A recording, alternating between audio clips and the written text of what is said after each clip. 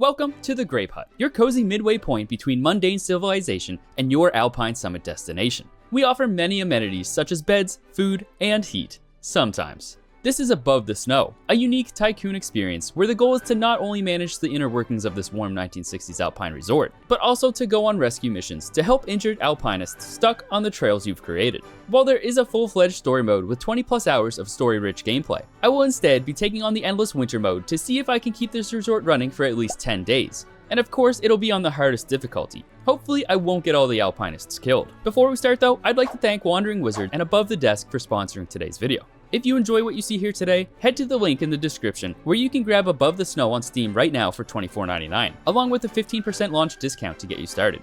Now let's get into the video. I began this run as just like any other professional in the field of hospitality, with chaos and confusion. At least I'm not alone. With me are my humble employees, Leopoldo, Nicholas, and Florina. What a crew. As soon as I started though, some alpinists were already on their way to my lovely resort, which was not good because I hadn't set anything up yet. So as quickly as I could, I ordered all three of them to fix up some very useful facilities we have around the yard. The first being the garage. This is so we can take the car into town for supplies. Next was the landing pad. This is so we can get deliveries by helicopter. And finally, the radio tower. This will allow me to unlock a variety of upgrades, including stamina buffs, new facilities, and most importantly, beds. Once the radio tower was completed, I unlocked the Survival Essentials perk, which allows me to build even more facilities around my property, including a woodshed. This will generate me wood as long as I have someone working out there. But without enough wood to even build the woodshed right now, I call in a little help from my friends, who also drop off some much needed food. Like I always say, good food is our top priority here at the Grape Hut.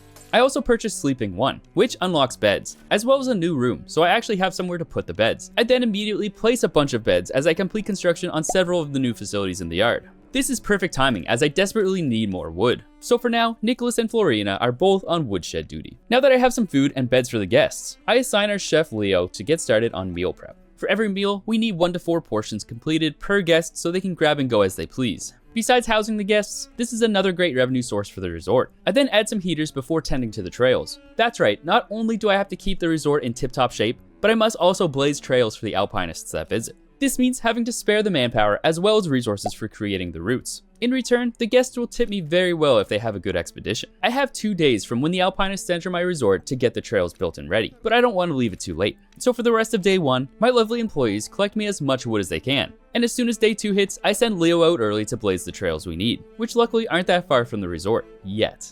Before I'm able to complete the second trail because of a financial deficit, however, more groups leave from the nearby town en route to my humble new home. Each of these icons indicate their climbing proficiencies, which may demand multiple routes per destination. With these new guests, there are not enough beds, so I order in both the wood and food needed. Once they arrive, I add extra beds this time, because like I always say, comfort is our top priority here at the Grape Hut. But with new groups means new trails to build. Luckily, one of the groups wants to use an existing route, and the other 2 are headed to the same peak. So I only need to build 1 new trail this time. That's when one of these random events popped up, and it turns out a small mountain critter has been stealing some of my raw food. So instead of scaring it away, I chose to secure the storage and block any possible entry points. This will cost some wood, but will be guaranteed to stop the critter from coming back, thus giving me a reputation bonus. I would need more reputation like this to upgrade my radio tower in order to access more upgrades. On day 3, 3 out of the 6 groups currently at the Grape Hut left for their expedition. These expeditions were very successful, and on their way back through, they stopped by to tip and give the Grape Hut stellar reviews. The reviews were so good that more groups started heading up from the town that very same day.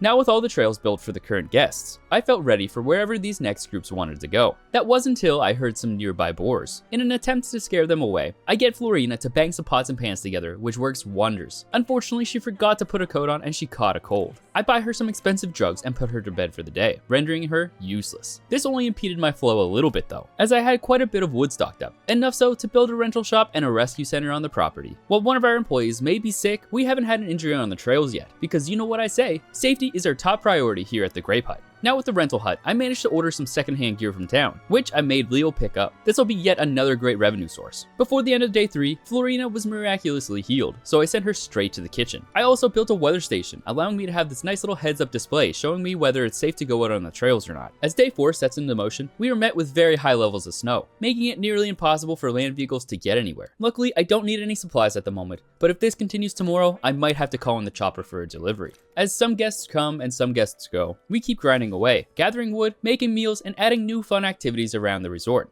such as a fire pit, luggage storage, and even a hot tub, which is conveniently right where the fire pit smoke is blowing. Because you know what I always say, lung deterioration is our top priority here at the Grape Hut. I almost forgot the best part of the resort. You can brush our dog, Brutus. As day 4 melts away, day 5 brings some buildings close to crumbling from the durability dropping. So it was all hands on deck during the wee hours of the morning. I was then able to unlock another room and make some bunk beds as we were close to capacity once again. I also saw some alpinists weren't going on their hike because the route up to Feroce was too dangerous. So I built a secondary route that zigzags on the other side. This should be less steep for them. Day 6, everything seemed to be running smoothly, as I got an alert that we had a total of 10 expeditions returned successfully. That is quite the feat for the Grape Hut. This even gave us enough reputation to bring the Grape Hut rating up to half a star. So far, most people are enjoying the resort. Everyone seems happy. This was until the yippies started showing up. These experienced alpinists started demanding unreal expectations of my crew. They wanted more storage, more entertainment, heck, even more heat, which might have been my bad actually, because I haven't had it on this entire time. By day 7, the guests were becoming restless, as I kept the crew busy in an attempt to bring the guests joy.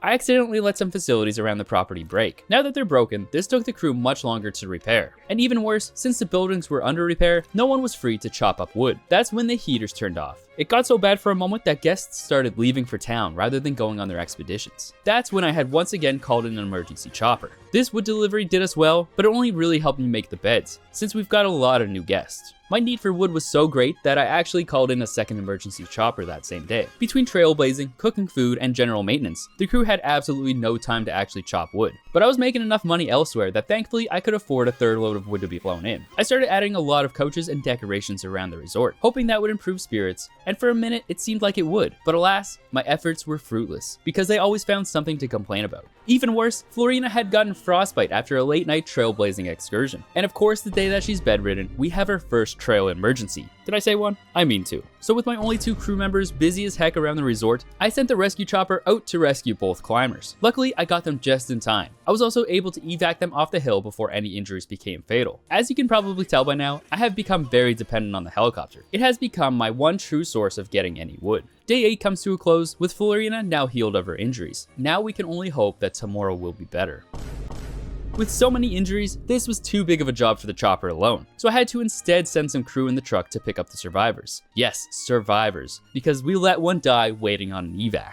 This marks the lowest point in the Grape Hut's legacy. Florina does the dirty work of transporting not only the other wounded climbers back into town, but also the deceased victim of a needless tragedy. As the crew attempt to keep up the morale of not only the guests, but themselves as well, they prepare for the 10th and final day of the glorious Grape Hut, because now with the death looming over our record, we will undoubtedly be shut down by the township in the near future. So before then, I make sure to order 2 big shipments of wood and cook up all the food I can before the sun rises in a last-ditch effort to get any positive reviews I can. Now on the final day, I mistakenly thought I could get away with sending Leo up to blaze a new trail, and thought he would be back in time before the alpinists set out. But I was so wrong, because this guy is so goddamn slow. On his way back, we had 3 injuries on the trails, which was an improvement from yesterday, but it's still not good. This guy drove right by him and didn't even stop to pick him up. What the hell, Leo? When he was back though, I made sure he went back up there to get him. Along with sending the chopper up twice, we actually managed to get these guys in the rescue center, and by the end of the 10th day, we evacuated them before anyone else died in our care. Because you know what I always say, life is our #1 priority here at the Grape Hut. Please leave the Grape Hut a good review. Now that I've finished my 10 days at the Grape Hut, let me tell you my thoughts on the game. This part isn't scripted by the sponsors, by the way. This is my honest review. All in all, after playing this game, I can say I thoroughly enjoyed it, and might actually dive into the story mode now that I know the flow of the game. I got the same feeling playing this game as I do when I play Frostpunk. The scarcity of resources and the management of such gives me the amount of stress I need to be fully focused in a game. As you saw, I only had one really snowy day, which was kind of a letdown. If I played more, I might have gotten some more blizzards, but I'd really love to see some blizzards in the early game. Although I do like the random events that pop up from time to time, whenever they did, the flow of time continued on whichever selection it was on, instead of stopping altogether. Like sometimes I was on the fastest time flow, and I'd have one of these pop-ups where I'd have to solve the problem before I could change the time back. So instead of thinking through it thoughtfully, I'd just click a random fix just to get rid of it. Even if the time flow is set back to real time instead of frozen, that could work too. But having it continue on super speed is wacky. And maybe that was a glitch, but it happened every time. For glitches, however, I only really ran into one, which was the floating bodies, but usually they'd snap back into their walking animations after being caught. Also, sometimes my crew would walk way too slow back to the resort, making for a lengthy wait before I could access them for other tasks. Maybe they were just walking slow because they were uber tired, but I don't believe it happened every time they were low in stamina. Okay, that's it. If you like this and want to see more, let me know down in the comments. And thanks again to Wandering Wizards and Above the Desk for sponsoring today's video. Link for Above the Snow is down in the description.